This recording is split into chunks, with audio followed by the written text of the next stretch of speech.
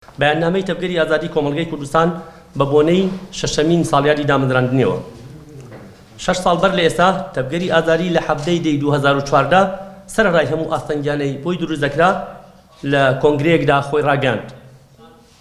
تەڤگەری ئازادی وەک سیستەمێکی نوێی ڕێخستنی سیاسی کۆمەڵایەتی خاوەن جیهانبینی نوێ و ڕێبازی تێکۆشانە بە مۆدیلێکی نوێی ڕێخستنی و پێشەنگایەتی ژنان و گەنجانی ئازادی خواست تێدەکۆشێت و خاوەن پرۆژەی چارەسەریە بۆ کێشە و قەیرانەکانی کە بەهۆی زەحنیەتی دەسەڵاتداری و میلیگەرایی سەرەتایی و وابەستە بە داگیرکەران و گەندەڵی و خراپ بەکارهێنانی دەسەڵات خوڵقاون. ئەوەش کۆمەڵگەی باشووری کوردستانی ڕوبەڕووی دەیان کێشەی سیاسی و ئابووری و بێسیستەمی کردوێتەوە. هەزر و ڕێبازی تەڤگەری ئازادی باوەڕی بەو جیهانبینیەیە کە ئامانجی کۆمەڵگەیەکی دیموکرات و هاوسەنگی ڕەگەزی و ژینگەیەکی هاوسەنگ لە نێوان سروشت و کۆمەڵگەدا دەخوازێت. ڕێز لەو تێکۆشانە دیموکراتیانە دەگرێت کە لە مێژووی ڕابردووی باشووری کوردستان وەک بەهایەکی بە نرخ بەرخودانێکی بێوێنەیان کردووە. سەرەڕای هەموو بربەستەکان هێشتاش بەشێک لە جوانیەکانی کۆمەڵگەیان پاراستووە. هەوڵ ئەدات کلتوری دیموکراتی پێش بخات کە چارەسەری هەرە باش و پێویستە بۆ سەر لە نوێژیاندنەوە و ئیرادە و هیوای گەلی بەرخودێری باشووری کوردستان کە بە هیچ جۆرێک ئەو بارودۆخ و ژیانەی بەسەریدا سەپاوە شایانی ئەو خەبات و تێکۆشانە نییە کە ئەو گەلە خەباتی بۆ کردووە لە بەرامبەر زوڵم و ستەمکاری داگیرکەرانی کوردستان. لە کاتێکدا تەڤگەری ئازادی بانگی دامەزراندنی خۆی دا و دامەزراوەکانی بنیاننا گشتی ڕۆژهەڵاتی ناوین لە ناویشیدا کوردستان لە بەردەم پەلاماری تیرۆریستانی داعش و هاوکارەکانیاندا بوون. لە سەرویانەوە دەوڵەتی فاشستی تورکیا کە بۆ تێکدان و وێرانکردنی دەستکەوتەکانی گەلی کورد چیان لەدەستهات درێژیان نەکرد.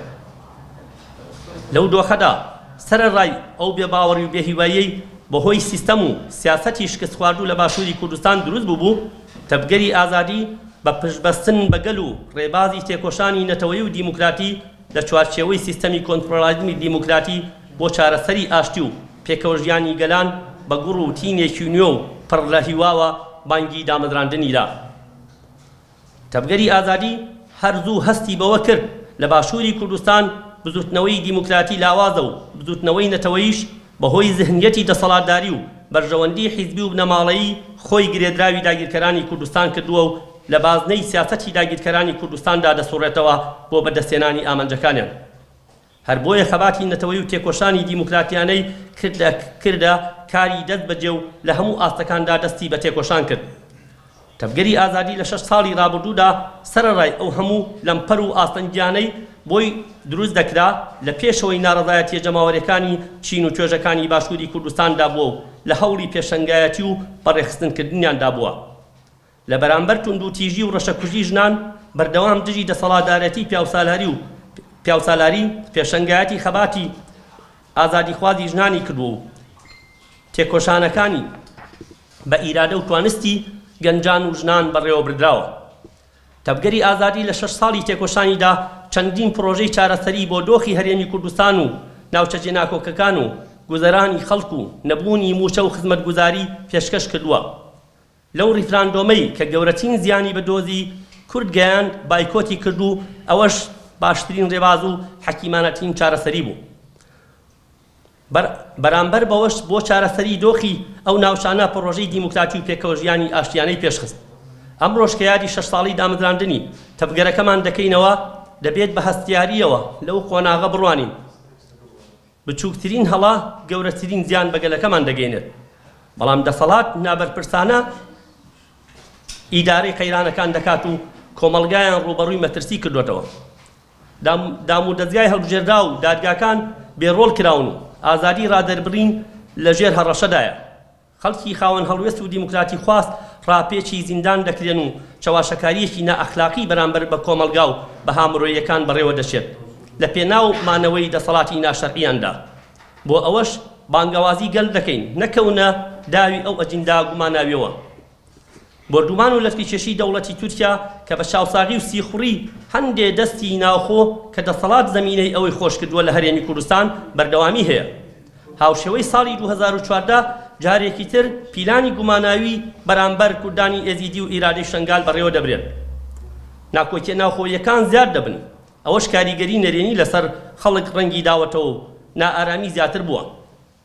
بڕینی موچە و نەبوونی خزمەتگوزاری ئەوەندەی تر باری سەرشانی کۆمەلگایان گرانتر کردووە.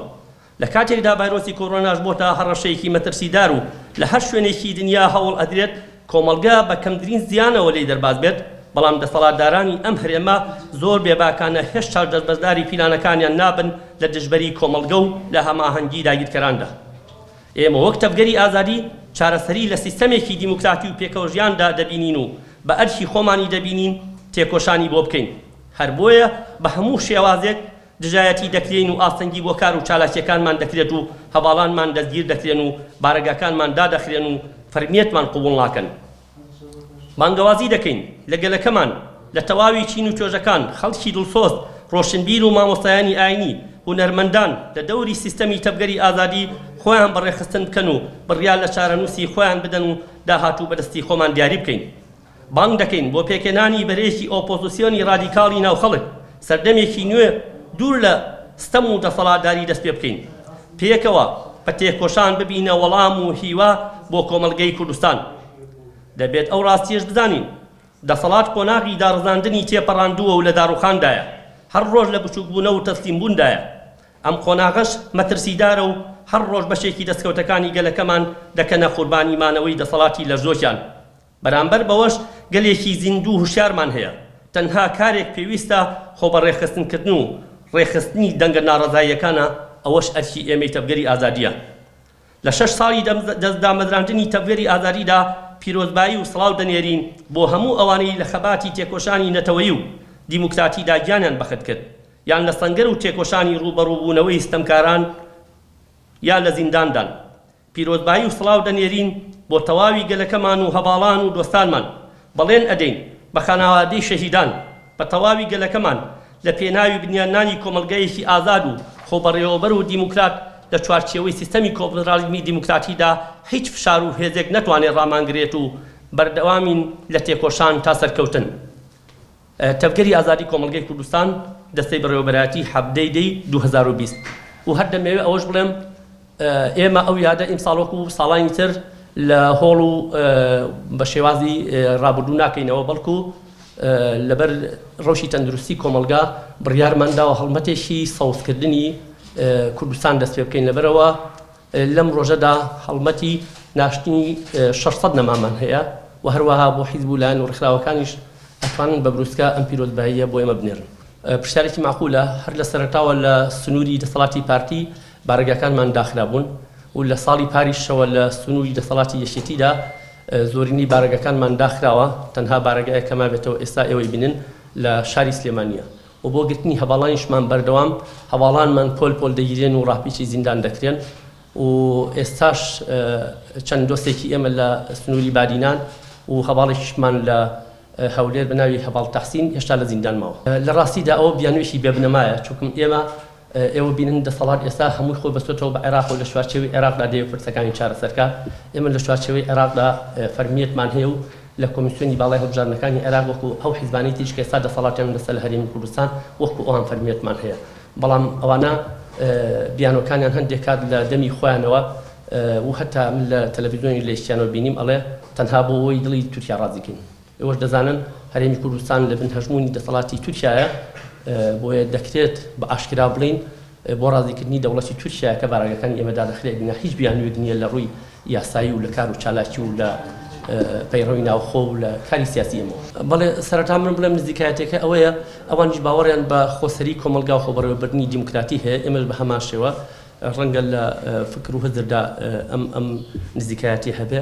وەکو ئەو ڕێکەوتنەی هەیە ئێمە پێمان وایە ئەوە پیلانگیریەکە، چونکە ئێستا ئیرادەیەکی شنگال هەیە. بینیمان لە ساڵی 2014دا نەهێزی عێراقی و نەهێزی بەناو پێشمەرگەی کوردستان کە لە سنووری دەسەڵاتی پارتیدایە نەیانتوانی شنگال پارێزن و کارەساتێکی خوێناوی لە شنگال ڕوویدا تراژیدیا بوو بەڕاستی ئەو جینۆسایدەی کە هەبوو. بەڵام ئێستا جارێکی تر و بینیشمان لە کاتی 16 ئۆکتۆبەردا جارێکی تر هێزی پێشمەرگە ئەو ناوچەیان چۆڵ کرد و هەشتی شابی ئەوانە هاتەوە و لە کاتێکیشدا ئێستا لە ئەرزی واقعدا ڕێخستنێک هەیە، بەڕێوەبردنێک هەیە، هێزێکی پاراستن هەیە لە شنگال ئەگەر بێت و ئەوە لە گفتوگۆ و مناقەشە و ڕێکەوتنەکاندا نەبێت و دوو هێزیتر لە دەرەوە بێن ڕێکەوتن کەن ئەمە بۆ خۆی ناوی پیلانگیریە نەک ناوی ڕێکەوتن ئەگەر ڕێکەوتن وایە دەبوو بێن لەسەر ئەرزی واقع لە شنگادا لەگەڵ ئیرادی ئەوێ ئێستا چێ لەوێ ئەوێ دەپارێزێ چێ ئەوێ بەڕێوە دەبات چێ ڕێخستنە لەوێ لەگەڵ ئەوانەدا بنیشنایە بۆی ئەمە ئەو بە پیلانگیری دەبینین و ئەگەر بیانەوێ چارەسەری ئەوە بکەن ئەوە نزیکەی 6 ساڵە بەسەر و کارەساتانان تێپەڕیوە نە پرۆسەی ئاوەدانکردنەوە نەگەڕایەوەی ئاوارەکان و نە کارکردن بۆ ئێزیدەکان شتێک نەکراوەمانە لە کاتێکی واشدا ئەو ڕێکەوتنە کە هەیە من دەتوانم بڵێم ناوی دەدەین پیلانگیری نەک ڕێکەوتن